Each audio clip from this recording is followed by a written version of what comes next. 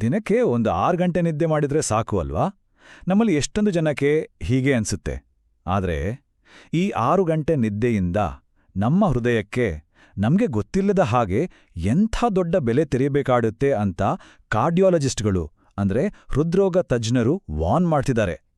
ಬನ್ನಿ ಇದ್ರ ಬಗ್ಗೆನೇ ಇವತ್ತು ಪೂರ್ತಿಯಾಗಿ ತಿಳಿದುಕೊಳ್ಳೋಣ. ಹೌದು, ಇವತ್ತಿನ ಬ್ಯುಸಿ ಲೈಫ್ನಲ್ಲಿ ಆಫೀಸ್ ಟೆನ್ಷನ್, ಮನೆ ಜವಾಬ್ದಾರಿ ಇದೆಲ್ಲದರ ಮಧ್ಯ ಒಂದು 6 ಗಂಟೆ ನಿದ್ದೆ ಮಾಡೋಕ್ಕೆ ಟೈಮ್ ಸಿಕ್ಕಿದ್ರೆ ಅದೇ ಪುಣ್ಯ ಅನ್ಸುತ್ತೆ ಅಲ್ವಾ? ಆದರೆ ಇಷ್ಟು ಸಾಕು ಅನ್ನೋ ನಮ್ಮ ಈ ನಂಬಿಕೆ ಇದೆಯಲ್ಲ, ಅದು ನಮ್ಮ ಹೆಲ್ತ್ ಮೇಲೆ, ಅದರಲ್ಲೂ ಸ್ಪೆಸಿಫಿಕ್ ಆಗಿ ನಮ್ಮ ಹಾರ್ಟ್ ಮೇಲೆ ಹೇಗೆಲ್ಲ ಎಫೆಕ್ಟ್ ಮಾಡುತ್ತೆ ಅಂತ ಯೋಚನೆ ಮಾಡಿದೀವಾ? ಇಲ್ಲೇ ನೋಡಿ, ಕಾರ್ಡಿಯಾಲಜಿಸ್ಟ್ ಡಾಕ್ಟರ್ ಅಮಿತ್ ಕುಮಾರ್ ಒಂದು ಬಹಳ ಮುಖ್ಯವಾದ ಮಾತನ್ನ ಹೇಳ್ತಾರೆ.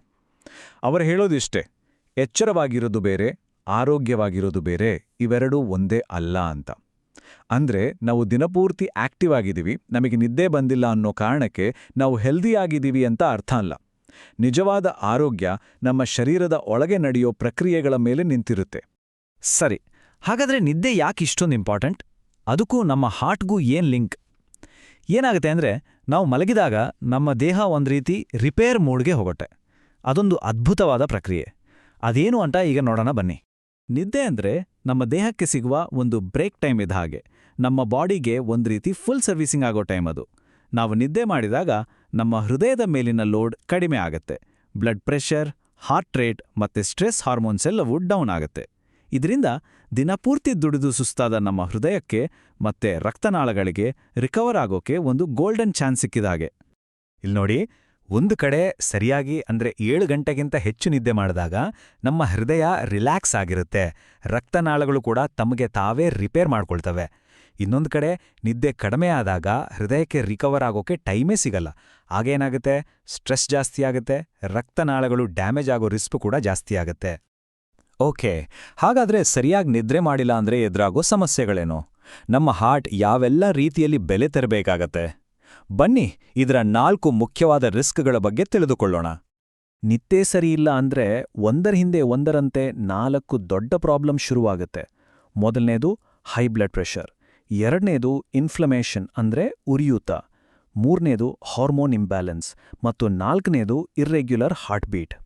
ಬನ್ನಿ ಈಗ ಒಂದೊಂದಾಗಿ ಇವು ನಮ್ಮ ಹಾರ್ಟ್ ಮೇಲೆ ಹೇಗೆ ಪರಿಣಾಮ ಬೀರುತ್ತೆ ಅಂತ ನೋಡೋಣ. ಮೊದಲನೇ ರಿಸ್ಕ್ ಹೈ ಬ್ಲಡ್ ಪ್ರೆಷರ್. ನಿದ್ದೆ ಕಡಿಮೆ ಆದಾಗ ನಮ್ಮ ದೇಹ ಸದಾ ಅಲರ್ಟ್ ಆಗಿರುತ್ತೆ, ಒಂದು ರೀತಿ ಫೈಟ್ ಆರ್ ಫ್ಲೈಟ್ ಮೋಡ್ನಲ್ಲಿ. ಅಂದ್ರೆ ಯಾವಾಗ್ಲೂ ಏನೋ ಒಂದು ಡೇಂಜರ್ ಇದೆ ಅನ್ನೋ ಹಾಗೆ ರೆಡಿ ಆಗಿರುತ್ತೆ. ಇದರಿಂದ ಏನಾಗುತ್ತೆ ಅಂದ್ರೆ, ರಾತ್ರಿ ಹೊತ್ತು ಸಾಮಾನ್ಯವಾಗಿ ಕಡಿಮೆ ಆಳ್ಬೇಕಾದ BP ಜಾಸ್ತಿನೇ ಉಳಿದುಬಿಡುತ್ತೆ. ಇದು ನಮ್ಮ ಹೃದಯದ ಮೇಲೆ ಕಂಟಿನ್ಯೂಸ್ ಆಗಿ ಪ್ರೆಷರ್ ಹಾಕಿದಾಗೆ. ಎರಡನೇ ರಿಸ್ಕ್ ಇನ್ಫ್ಲಮೇಷನ್ ಅಥವಾ ಉರಿಯೂತ. ಸರಿಯಾದ ನಿದ್ದೆ ಇಲ್ಲ ಅಂದ್ರೆ ನಮ್ಮ ರಕ್ತನಾಳಗಳ ಒಳಗೆ ಒಂದು ರೀತಿ ಉರಿಯೂತ ಶುರುವಾಗತ್ತೆ. ಇದು ನಮಗೆ ಹೊರಗಡೆ ಕಾಣಿಸಲ್ಲ, ಆದರೆ ಒಳಗೊಳಗೆ ಹಾರ್ಟ್ ಅಟ್ಯಾಕ್ಗೆ ಕಾರಣ ಆಗುವಷ್ಟು ಡೇಂಜರಸ್. ಇದು ನಿಜಕ್ಕೂ ಸೈಲೆಂಟ್ ಕಿಲ್ಲರ್ ಇದ್ದಾಗೆ ನಾವು ಬಹಳ ಗಂಭೀರವಾಗಿ ತಗೋಬೇಕು. ಮೂರನೇ ರಿಸ್ಕ್ ನಮ್ಮ ಹಾರ್ಮೋನ್ಗಳ ಮೇಲೆ.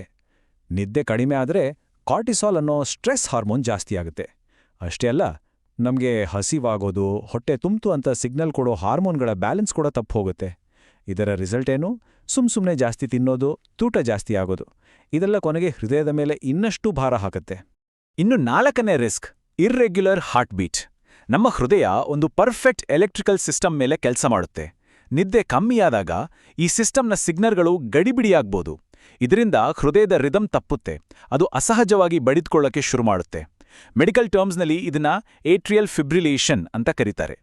ಸರಿ, ಇಷ್ಟೆಲ್ಲ ರಿಸ್ಕ್ ಬಗ್ಗೆ ಕೇಳಿ ಟೆನ್ಷನ್ ಆಯ್ತಾ? ಚಿಂತೆ ಮಾಡಬೇಡಿ, ಯಾಕಂದ್ರೆ ಇದಕ್ಕೆ ತುಂಬಾ ಸಿಂಪಲ್ ಆದ ಒಂದು ಪರಿಹಾರ ಕೂಡ ಇದೆ. ಹಾಗಾದ್ರೆ ನಮ್ಮ ಹೃದಯವನ್ನ ಹೆಲ್ದಿಯಾಗಿ ಇಟ್ಟುಕೊಳ್ಳೋಕೆ ನಿಜಕ್ಕೂ ಎಷ್ಟು ಗಂಟೆಗಳ ನಿದ್ದೆ ಬೇಕು? ಉತ್ತರ ಇಲ್ಲೇ ಇದೆ ನೋಡಿ, ಕ್ಲಿಯರ್ ಅಂಡ್ ಸಿಂಪಲ್. ಸಾಮಾನ್ಯವಾಗಿ ವಯಸ್ಕರಿಗೆ ಪ್ರತಿ ರಾತ್ರಿ ಕನಿಷ್ಠ 7ರಿಂದ 9 ಗಂಟೆಗಳ ನಿದ್ದೆ ಬೇಕೇ ಬೇಕು. ನೆನಪಿಡಿ, 6 ಗಂಟೆಯಲ್ಲ, 7ರಿಂದ 9 ಗಂಟೆ. ಇದೇ ನಮ್ಮ ಹೃದಯದ ಆರೋಗ್ಯದ ಮ್ಯಾಜಿಕ್ ನಂಬರ್. ಆದರೆ ಬರೀ 7 ಗಂಟೆ ಮಲಗಿದ್ರೆ ಸಾಕಾ? ಇಲ್ಲ, ಎಷ್ಟೊತ್ತು ಮಲಗಿದ್ವಿ ಅನ್ನೋದು ಎಷ್ಟು ಮುಖ್ಯವೋ ಅಷ್ಟೇ ಮುಖ್ಯ ನಾವು ಹೇಗೆ ಮಲಗಿದ್ವಿ ಅನ್ನೋದು ಕೂಡ. ಅಂದ್ರೆ ನಿದ್ದೆಯ ಕ್ವಾಂಟಿಟಿ ಜೊತೆಗೆ ಅದರ ಕ್ವಾಲಿಟಿ ಕೂಡ ನಮ್ಮ ಹಾರ್ಟ್ ಹೆಲ್ತ್ಗೆ ತುಂಬಾನೇ ಇಂಪಾರ್ಟೆಂಟ್. ಹಾಗಾದ್ರೆ ಆರಾಮಾಗಿ ಚೆನ್ನಾಗಿ ನಿದ್ದೆ ಮಾಡೋಕ್ಕೆ ಏನ್ ಮಾಡಬಹುದು? ಇಲ್ಲಿದೆ ನೋಡಿ ಕೆಲವು ಸಿಂಪಲ್ ಟಿಪ್ಸ್. ಪ್ರತಿದಿನ ಒಂದೇ ಟೈಮ್ಗೆ ಮಲ್ಗೋದು, ಮಲ್ಗೋಕು 1 ಗಂಟೆ ಮುಂಚೆನೇ ಮೊಬೈಲ್ ಟಿವಿ ಎಲ್ಲ ಆಫ್ ಮಾಡೋದು. ಇನ್ನು ಮಲ್ಗೋ ರೂಮ್ ಚೆನ್ನಾಗಿ ಕತ್ತಲಾಗಿ ಸದ್ದು ಗದ್ದಲ ಇಲ್ಲದೆ ಶಾಂತವಾಗಿರೋ ಹಾಗೆ ನೋಡ್ಕೊಳ್ಳಿ. ಇವು ಸಣ್ಣ ಬದಲಾವಣೆಗಳೇ ಇರ್ಬೋದು, ಆದ್ರೆ ನಿದ್ದೆ ಕ್ವಾಲಿಟಿಯನ್ನ ತುಂಬಾನೇ ಇಂಪ್ರೂವ್ ಮಾಡುತ್ತೆ. ಕೊನೆಯದಾಗಿ ಒಂದು ರಿಯಾಲಿಟಿ ಚೆಕ್ ಮಾಡೋಣ. ಈ ವಿಷಯ ಯಾಕಿಷ್ಟೊಂದು ಸೀರಿಯಸ್ ಅಂತ ಅರ್ಥ ಮಾಡ್ಕೊಳ್ಳೋಕೆ ಈ ಫ್ಯಾಕ್ಟ್ ಕೇಳಿ. 1 ನಿಮಿಷ ಯೋಚನೆ ಮಾಡಿ.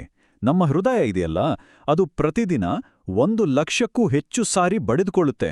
24/7 1 ಸೆಕೆಂಡ್ ಕೂಡ ರೆಸ್ಟ್ ಇಲ್ಲದೆ ಕೆಲಸ ಮಾಡೋ ಈ ಅದ್ಭುತ ಮಷೀನ್ಗೆ ರಿಕವರ್ ಆಗೋಕೆ ಸಿಗೋ ಒಂದೇ ಒಂದು ಟೈಮ್ ಅಂದ್ರೆ ಅದು ನಾವು ಮಲಗಿದಾಗ ಮಾತ್ರ. ಸೊ ನಿದ್ದೆ ಅನ್ನೋದು ಅದಕ್ಕೆ ಸಿಗಲೇಬೇಕಾದ ವಿಶ್ರಾಂತಿ. ಡಾಕ್ಟರ್ ಅಮಿತ್ ಕುಮಾರ್ ಅವರ ಈ ಮಾತು ನಿಜಕ್ಕೂ ನಮ್ಮನ್ನ ಎಚ್ಚರಿಸುತ್ತೆ. ನಮ್ಮ ಹೃದಯ ಸೈಲೆಂಟ್ ಆಗಿ ಬೆಳೆತಿರುತ್ತಿದೆ ಅಂದ್ರೆ ಏನು?